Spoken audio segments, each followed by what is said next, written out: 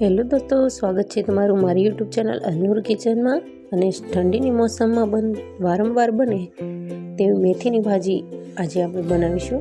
તો અહીં મેં તેલ ગરમ થવા રાખી દીધું હતું। એમાં આપણે આખું જીરું ઉમેરીશું, લીલું લસણ, સૂકું લસણ બંને મિક્સ કરી અને થોડી માત્રામાં ઉમેરી દઈશું। એ બરાબર રીતે સાંતળાઈ જાય ત્યાર પછી હવે આપણે એમાં 2 નંગ જેટલા ટમેટાં ઉમેરી દઈશું।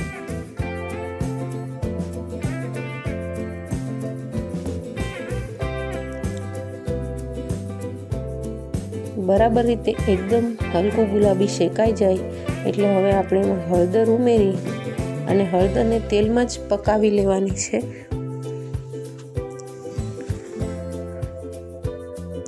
હળદરની ખૂબ સરસ પાકેલી સ્મેલ આવવા લાગે એટલે આપણે એમાં મેથીની ભાજી 2 થી 3 પાણીથી સાફ કરી અને ઉમેરી દઈશું।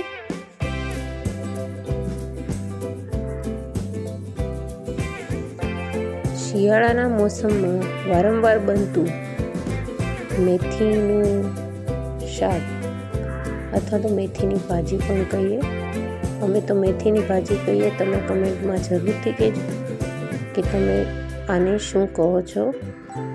તો આપણે હવે એમાં સ્વાદ અનુસાર નમક, 2 ચમચી જેટલું ધાણા જીરું પાવડર, 2 ચમચી જેટલું લાલ મરચું પાવડર ઉમેરી